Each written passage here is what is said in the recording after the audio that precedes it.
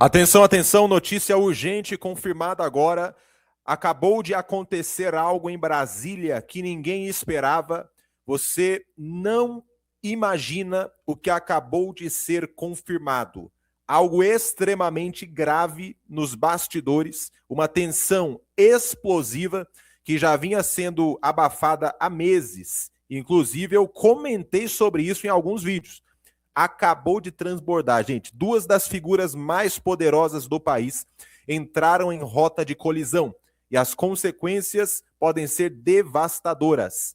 Momentos antes, houve um embate duro, fechado, longe das câmeras. Agora, sinais claros indicam que alguém foi colocado na fogueira, hein? E o pior, isso acontece exatamente quando uma revelação paralela cai como uma bomba no cenário eleitoral. Nada disso é coincidência, nada disso é isolado, e o silêncio da grande mídia nesse exato momento é ensurdecedor. Fontes políticas afirmam que a relação entre Lula e Alexandre de Moraes chegou a um nível de desgaste jamais visto. Não estamos falando de divergências normais, estamos falando de pressão, recados indiretos, movimentos calculados, e segundo analistas, um deles saiu queimado. Isso mesmo. O clima é de ruptura, desconfiança, o clima é de cada um por si nesse momento. O Alan dos Santos, na sua tela, vem trazendo uma bomba que foi revelada nesse momento sobre Lula e Moraes, tá? Lula e Alexandre de Moraes. Quando isso acontece no topo da política, o país inteiro sente o impacto.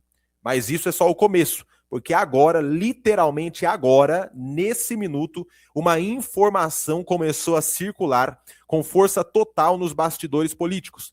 Uma ligação antiga, sensível, extremamente controversa envolvendo o PT e o Foro de São Paulo voltou ao centro do debate, mas dessa vez com novos elementos, novos documentos em análise e um timing que pode mudar tudo.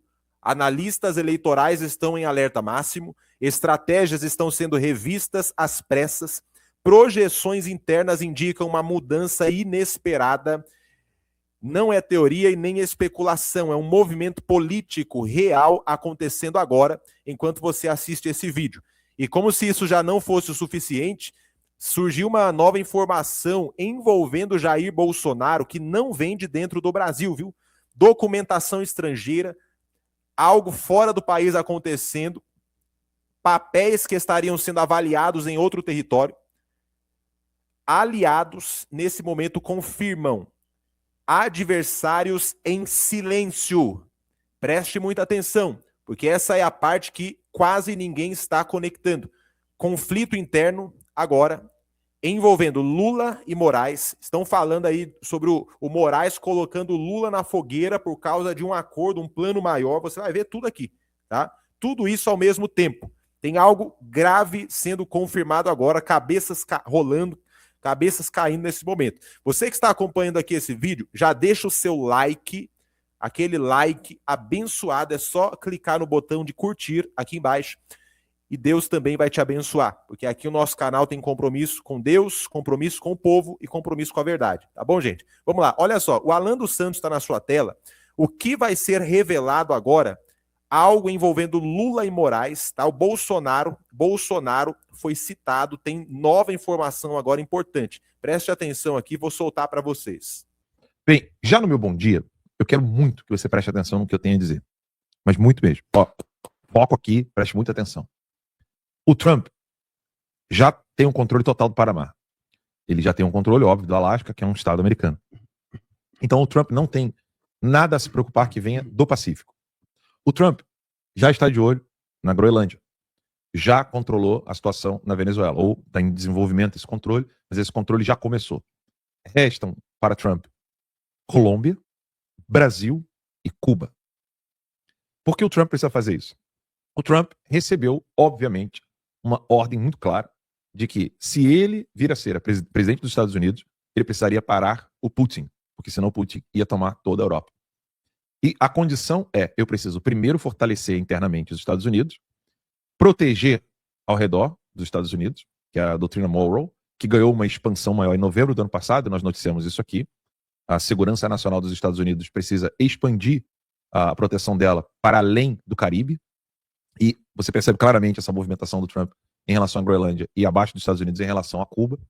E fica claro, assim, que se o Trump precisar dar uma resposta muito firme para a Rússia e China, ele está protegido.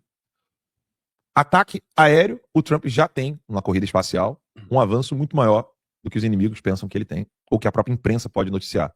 O Max comentou isso. Usem o site filmot.com, vocês vão ver o Max comentando sobre o que o Trump já teria de proteção do... Era o Iron Dome o nome? Ou era Golden Dome. Golden Dome. Então o Max, vocês procurem pela palavra Golden Dome, né, Max Cardoso falando sobre isso, vocês vão encontrar aqui no nosso canal. Então, por cima, o Trump está protegido. Se você olhar o mapa assim na sua frente, por cima o Trump está protegido. No Alasca, o Trump está protegido. No Panamá, o Trump está protegido. Restava para o Trump o Atlântico Norte e o Atlântico Sul. O Trump tira a Venezuela da jogada, Cuba ainda continua no alvo, Rússia e China ainda tem Cuba, Colômbia e Brasil. Não tem mais o Chile, porque José Antônio Cássio vai tomar posse em março. Não tem mais a Argentina, por baixo ali da América do Sul. Resta para o Trump, para os Estados Unidos da América, Colômbia, Brasil e Cuba. Lembrando que quando o governo dos Estados Unidos da América foi capturar o criminoso narcotraficante Maduro, Nicolás Maduro, ele matou 30 membros do exército cubano e... Já achou aí? Turminha rápida, hein? Beleza. Deu pra perceber, né? Deixa eu ver aqui. A pessoa em casa não ouviu, não. E aí, o que acontece? Quando até me perdi aqui que eu tava falando. Desculpa. Nada, tranquilo. É o Bob and Bob. Não, Crente tranquilo. Bob and Bob. Eu cheguei aqui declarando amor ao Bob and Bob. Até me perdi aqui agora que eu tava falando da... Colômbia, Brasil. Colômbia, Brasil, isso. Então, O Trump matou soldados, capangas, né, de Cuba, e você não tem um único jornal lamentando a morte dos soldados, com muitas aspas, cubanos. verdade. Só que isso é algo que a imprensa não tá prestando atenção, porque, uma, é burra, e segundo, porque não recebeu ordem nenhuma para falar disso. Chimpanzé, ou ele percebe algo e comenta, ou ele recebe a ordem e comenta. Para a imprensa esquerdista não arrancar os cabelos com a morte de 30 cubanos, é porque eles não receberam ordem para falar disso e nem sequer perceberam o quão grave isso é. Então, quando eu falo grave, não estou dizendo que é bom ou ruim, eu estou dizendo assim, é algo de extrema relevância. Você tem um país A, Estados Unidos, indo capturar um criminoso ditador na Venezuela, país B, e os capangas de Cuba, país C, protegendo o ditador do país B. Você tem um terceiro país envolvido com 30 baixas, 30 mortes. E ninguém gritou, ninguém reclamou. Ninguém. Você olha New York Times, você olha Washington Post, ninguém está arrancando os cabelos. Imagina só, o Trump foi chamado de ditador na época do Covid. Bolsonaro foi chamado de ditador na época do Covid. O Trump mata 30 soldados cubanos e ninguém chama de ditador. Ou seja, a ordem foi dada. Não pode criticar, deixa ele fazendo isso aí porque a gente precisa. Ou seja, o poder financeiro do Ocidente entendeu que sem Trump eles não conseguem parar o Putin. Eles estão deixando, eles não estão criticando, não estão falando nada. Você tem uma noticiazinha aqui, outra ali, tem um democrata que vem com termos técnicos aqui e acolá, mas os chavões e clichês, ditador, fascista, acabou, morreu, não tem mais. O que isso significa e por que eu pedi para que você prestasse atenção? Porque a libertação do Brasil é alvo dessa estratégia. Eu não digo que o Brasil vai furar a fila. A fila, na minha percepção, até onde eu consigo ver, é Colômbia, Cuba e Brasil. Essa é a minha ordem.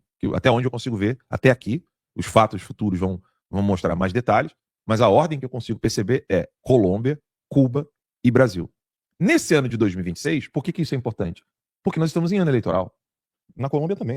Exatamente. Mas aí o Petro não pode concorrer, acho que ele dança essa live. Então, aí que vem um grande ponto, Lacô. E se pudesse, perderia, eu acho. Mas aí que vem um grande ponto. A nossa audiência, os nossos empresários, os nossos políticos, sabem disso? Não. Sabe quem sabe disso? O povão mais simples que está nos assistindo. Por quê? A imprensa não vai fazer esse tipo de análise que eu estou fazendo aqui como um bom dia. Isso aqui nem é análise, eu tenho muito mais coisa para falar sobre isso. E sexta-feira nós vamos fazer uma live exclusiva, eu e o Max, vamos falar sobre isso, lá na Academia Conservadora, em detalhes. Isso aqui é um bom dia. A gente tem detalhes sobre isso na sexta-feira, para falar o porquê que nós precisamos nos movimentar. E entender isso. Esse é só o meu bom dia. Daqui eu passo a bola para o Max, para o Ramagem e o Lacombe continuar dando bom dia para a turma. Mas só para entender, não estou falando aqui de 72 horas, de tic-tac, estou fazendo uma análise aprofundada sobre o cenário.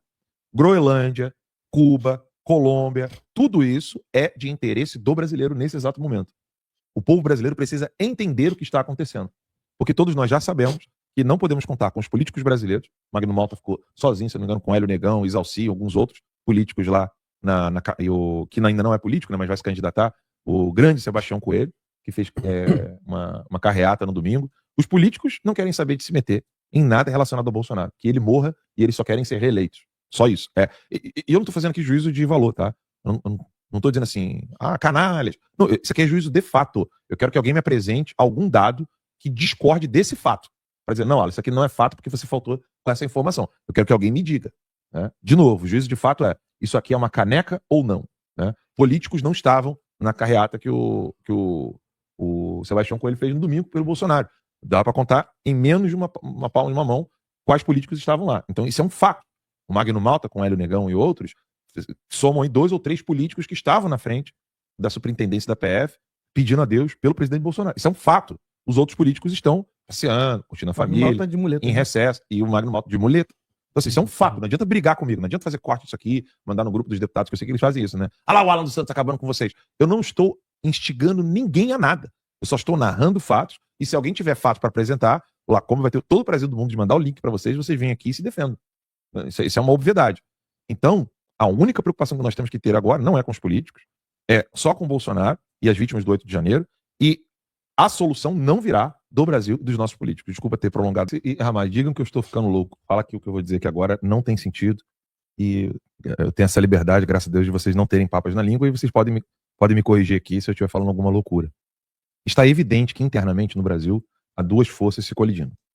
Certo? Sim. Que é a turma do Temer e a turma do Lula. Sim. Ok? Até aqui tranquilo? Beleza. Isso está evidente, questão do Banco Master. Um pega a PF para si, o outro pega a PF para si. Você percebe que a própria instituição da PF, ela está perdida igual barata tonta, ela não sabe nem o que investigar. Se vai para o Toffoli, se não vai, se vai para o Banco Master, se não vai, se chega no governo do Lula, se chega nos ministros do Lula, se chega no Banco Central ou não. Os caras estão assim, todo dia você tem uma notícia diferente, você fala assim, ih, caralho, pra onde tá isso aqui? Você não sabe quem... Mesma coisa com o INSS. Né? INSS, Banco Master. Você percebe que tem ali 2 forças se colidindo. Ou seja, Bolsonaro já é carta fora do baralho para esses caras. Sim. Eles querem saber qual vai ser o futuro do Brasil. Sim. Ok? E isso, é aqui que eu quero que vocês me digam que eu tô ficando louco. Isso explica o porquê do Centrão tá tranquilo, do Bolsonaro tá morrendo. Desculpa falar dessa maneira, mas estão matando o Bolsonaro. É verdade. Isso explica o Centrão tá assim. Não, relaxa. Você vai acabar daqui a pouco. Esses bolsonaristas vão todos morrer. Né? Ou vão perder força ou vão ficar chorando. E isso explica o silêncio de muitos deputados de direita que estão assim, ó. Opa, it's not my business. Entendeu? Não é meu problema. Isso aqui não é da minha conta. Literalmente em português, isso não é da minha conta. Né? Por quê? Alguém já está sabendo que se continuar essa configuração geopolítica global, o Lula não pode mais ficar.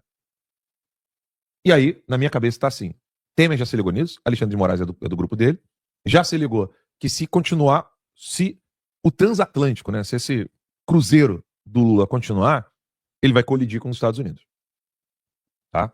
Então ele já entendeu e falou assim, agora vamos jogar o Lula na fogueira. Vamos jogar o Lula na fogueira, porque agora vai ficar mais tranquilo pra gente. É ano eleitoral, a gente joga o Lula na fogueira, mostra que tem problemas do INSS, mostra que tem problemas no Banco Central, aí o Lula, então eu vou pegar o Banco Master que eu vou mostrar pra todo mundo o que vocês estão fazendo. É isso aí. Ó, vou mostrar, vocês querem me colocar na fogueira? Então eu vou jogar o Banco Master nessa parada aqui. Aí vamos ver quem tá limpo nessa história e quem tem mais força. Porque eles já entenderam a reconfiguração global. Alguém tá querendo a conta. Seja do bloco chinês, seja do bloco do Ocidente. Para mim tá muito evidente isso. E a direita tá perdendo a grande oportunidade de continuar tendo protagonismo político, porque simplesmente não quer se submeter a ter o Bolsonaro acima deles. Ou seja, a tal da direita que existe hoje no Brasil sem Bolsonaro, ela pensa o quê? Não, Bolsonaro já tá doente, Bolsonaro já tá mal, coitado, é um idoso, vamos deixá-lo morrer. Quando isso aqui acabar, a gente vai lá e começa a atuar. Mas o melhor é a gente ficar com o Temer, é melhor a gente ficar com a galera do Alexandre de Moraes. Então para de falar de impeachment, para de falar de Senado para impeachment de ministro. Vamos tocar esse barco aqui, o mais importante é o Lula. Se isso tá certo, e o Max vai mostrar o tweet dele, isso explica quem ainda não optou por Flávio Bolsonaro. Concorda comigo? Concordo. Porque o Flávio Bolsonaro, ele é aquela peça do xadrez que ninguém sabia que existia mais. Porque na cabeça dos caras tá assim, entenda, isso aqui não é o que eu penso, tá, gente? Eu tô fazendo a exposição da mentalidade de pessoas, de grupos. Não é o que eu penso. Então, o que eu vou falar aqui agora em primeira pessoa É para que vocês entendam como cada um está pensando. Então, ponto 1. Galera do Temer, Centrão, vira e fala: Bolsonaro é carta fora do baralho. Já conversei com o Alexandre de Moraes, ele vai ser condenado sim, vai pra cadeia sim, pode ficar tranquilo que agora é só a gente tocar o barco. Aí os caras fizeram isso, e o Lula achou: pô, parabéns aí pra vocês tiraram o Bolsonaro, o caminho tá limpo, vou pra minha reeleição, eu vou eleger quem eu quero. Aí, de repente, começa o fator ali. Trump pega... Peraí, pessoal, rapidinho. O Trump pega o Maduro, aí a situação fica um pouco mais complicada e delicada pro Brasil, porque tá todo mundo contando com o quê? Pô, não, tira a Magnitsky lá, vai dar tudo certo pra gente. Você tira a Magnitsky, a gente fica de boa aqui. Aí o Lula foi lá, então beleza, vocês têm a palavra de vocês, eu tenho a minha palavra. Eu consigo tirar a Magnitsky do teu pescoço. Não, pode ficar tranquilo. Tirou a Magnitsky do pescoço do Alexandre de Moraes, Alexandre de Moraes não aceitou ficar subserviente ao Lula e ao projeto de poder dele, ele tem um projeto de poder próprio, e aí começa. O pessoal tava brincando aqui, né? Se dois inimigos nossos querem brigar, 2 pedras. Eu pago até um motel pra eles se comerem. Né? Só pode sair um vivo de lá. Eu não tô nem aí, eu pago. Eu não quero nem saber. Mas o ponto é, eu queria entender, junto com a nossa audiência, eu quero que vocês comentem aí, o seguinte: o fator Flávio Bolsonaro desestabilizou essa situação toda. Porque o plano dos caras estava muito bem feito até aqui. Você condena o Bolsonaro, condena todos os apoiadores do Bolsonaro, inclusive generais, vai todo mundo ficar com medo, acabou aquela bravata de gritar no plenário, fazer teatro, usar peruca, o cacete a 4. Vocês podem ter certeza, a gente prende Bolsonaro, os maiores influências da direita vão ficar quietos. Isso aconteceu. Os caras pensaram: pô, não, vamos fazer desse jeito aqui que o negócio vai funcionar, que é uma beleza. Você pode ter certeza que ninguém vai gravar vídeo sobre o que a gente tá fazendo. Não, mas ninguém mesmo? Ninguém. Pode ficar tranquilo. Vai estar todo mundo com medo. Tá tudo certo até aqui. Aí, de repente, Flávio Bolsonaro fala: meu pai me escolheu pra ser presidente. Aí começou: não, mas peraí, a gente não sabe se foi realmente Jair Bolsonaro, ele tá na cadeia, ele tá preso. Isso foi uma canalice muito grande alegarem isso. Mas lembra que alegaram. Claro, alegaram. Alegaram. O Bolsonaro não está podendo falar, então o Flávio se utilizou do pai para se colocar como candidato a presidente. Isso é uma canalice. Ali é o consenso, pai e filho, a gente conversa sobre tudo. Se Flávio Bolsonaro se colocou como possível candidato, é porque ele teve o aval, a indicação do pai. O presidente Bolsonaro tem que fazer uma carta para acabar com essa canalice e realmente acabar com esses sonhos que só se manteria o sistema como está. O sistema que vai destruir, que acaba com princípios, com direitos, com todas as nossas garantias. Se fazem isso que estão fazendo com o ex-presidente Bolsonaro, com 4 oficiais generais, 4 estrelas, com os delegados de Polícia Federal, classe especial, com todas as pessoas em volta do Bolsonaro, tentando calar a população com censura nas redes, tentando criminalizar a direita para que não saia nas ruas. O que pode fazer com cada um dos cidadãos brasileiros? É isso que o sistema está tentando fazer. Então, foi um golpe na perna desses canalhas. Flávio Bolsonaro, nas primeiras pesquisas, já se mostrou viável. Pesquisas pedidas pelas pessoas de centro que não queriam Flávio, botaram os seus candidatos lá embaixo, e Flávio já bem viável ainda para crescer. Vamos ver mais escândalos do PT, que é só disso que acontece na gestão PT. Flávio Bolsonaro vai trazer tudo o que há de arbitrariedade desses canalhas e tudo que o governo do pai trouxe de prosperidade para o brasileiro, de proteção à família do brasileiro, liberdade econômica. Então nós vamos chegar com muitas chances, sim. Acreditem, é verdade. E aí os caras ficaram desestabilizados. Começou: não, mas peraí, então beleza, tá confirmado. Mas por que ele não perguntou para mim? Silas Malafaia, né? Por que ele não conversou com a gente? Tarcísio, até agora não se posicionou como deveria. Na verdade, nem se posicionou, né? Falou ali alguma coisa que o Flávio terá o seu apoio. Tudo. Mas, sim, tá na dele. Ele tá no aguardo ainda. Ele falou isso antes ou depois dos aplausos do SPT News? Não, só pra saber. Perguntar não ofende. E aí... Mas foi na mesma época. Então, o Tarcísio tá na dele. Retaguarda. Zema, retaguarda. Ratinho Júnior, retaguarda. O Ronaldo Caiado, retaguarda. Aí o Ronaldo Caiado, entre todos, o mais honesto até pra mim. De fato. Ele virou e falou assim: não, eu vou me candidatar assim, eu quero arrumar confusão lá, eu quero xingar esse desgraçado. Vou mostrar o que o Lula é, vou mostrar para a rede é. nacional quem é o Lula, ele vem com esse tudo. E o Bolsonaro tem o direito de escolher o filho, isso é capital político dele, não sei o quê. Caiado foi homem pra cacete. Tratou realidade como realidade. Ele foi homem pra cacete pra mim ali. Olha, assim, todo mundo sabe das críticas que eu tenho ao Caiado com relação à China, com relação à pandemia, etc. Nossa, pandemia, ele foi... Mas convenhamos. Quando o Caiado já estava lutando com os esquerdistas, eu estava trocando as fraldas. Então, assim, o cara... mas condecorou Gilmar Mendes, não, Paulo Bonet... É bom pra gente saber, né? Eu não tô dizendo que ele é um...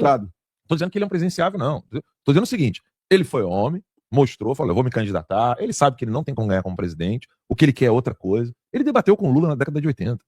Sim, ele foi candidato em 89, não foi? Então, em 89, ele fala do Lula ligado à teologia da libertação. Eu não conheço nenhum outro candidato que falou isso depois dele, só o Bolsonaro.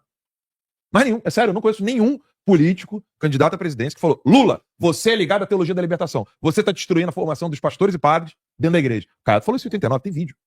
Mas o meu ponto não tô aqui babando ovo do Caiado, não. Só tô dizendo que ele não é um novato igual o Zema. É só isso que eu quero dizer. O Zema não. Quando o Caiado estava lutando contra o PT, o Zema nem sequer sabia o que era política. Eu estava trocando as fraldas, mas o Zema já tinha idade para poder estar fazendo alguma coisa. Não tô diminuindo o Zema, não. Tô dizendo o seguinte: o Caiado não é nenhum novato. Ele é raposa velha e sabe muito bem o que está fazendo. Mas o meu ponto é, por que o Caiado não caiu nessa? Por que o Caiado não caiu nessa de falar assim, ó, isso aí não tem autorização do pai, ou isso aqui, a direita não é do Bolsonaro? O Caiado não meteu essa. Ele virou e falou assim, não, o Bolsonaro tá lá preso, ele tem o direito de escolher quem vai ser o sucessor dele, ou seja, ele respeitou o espaço de MC Bolsonaro. Coisa que o Tarcísio, que tá ainda com cordão umbilical sem ser retirado, não fez. É isso que eu quero dizer. O Caiado, ele tem um capital político próprio. Ele não foi eleito por causa do Bolsonaro, ele já era eleito antes. Ele se uniu ao Bolsonaro, seja lá para garantir o terreno dele, seja lá qual for o motivo. O que eu tô querendo mostrar... Posso falar a primeira palavra no programa? Rapaz, O tamanho... Eu tô querendo mostrar... Pede autorização, né? Eu tô pedindo autorização aqui. Em 3 vias. Vocês me perdoem, mas eu preciso dizer isso de um modo indignado. Então, vocês, por favor, eu vou até tentar suavizar o palavrão. Tirem as crianças da sala. Não, eu vou suavizar o palavrão. Isso mostra o quão garota de programa é o governador de São Paulo, Tarcísio de Freitas. Ele é uma garota de programa, cara. Porque se ele não tinha capital político, ele não existia politicamente antes do Bolsonaro. É o Tarcísio e todos que foram eleitos no capital do Bolsonaro são garotas de programa. Se prostituem com a primeira moeda, a primeira nota, o primeiro cheque, a primeira promessa de dinheiro que vem na frente. Porque se o Caiado, que tinha capital político anterior, foi homem para entender a decisão do Flávio, se o Marcel Van Hatten, que tinha capital político antes de Bolsonaro, foi homem para dizer isso aí, é a decisão deles e tal, nosso partido é outro, tá, beleza. Você pega todos os políticos que tinham capital político anterior ao Bolsonaro, eles estão mais preocupados com Bolsonaro do que aqueles que foram eleitos por Bolsonaro. Magno Malta tinha capital político antes de Bolsonaro? Sim ou não? Pode responder. Tinha? Magno Malta tinha, pessoal? Tinha, não tinha? E ele tá onde agora? Preocupado com Bolsonaro. O Tarcísio tinha capital político antes do Bolsonaro? Não. O que ele tá fazendo? Porra nenhuma. Falei pro meu palavrão. Ou seja, todos os políticos, todos, que não tinham nada antes do Bolsonaro, nada, estão cagando o Bolsonaro. E os que não tinham, os que já tinham capital político anterior, estão olhando e falando assim, pô, é sacanagem que eu tô fazendo com o cara. A gente tem que tentar fazer alguma coisa aqui. Tem galera pulando carnaval, irmão. Fora de época.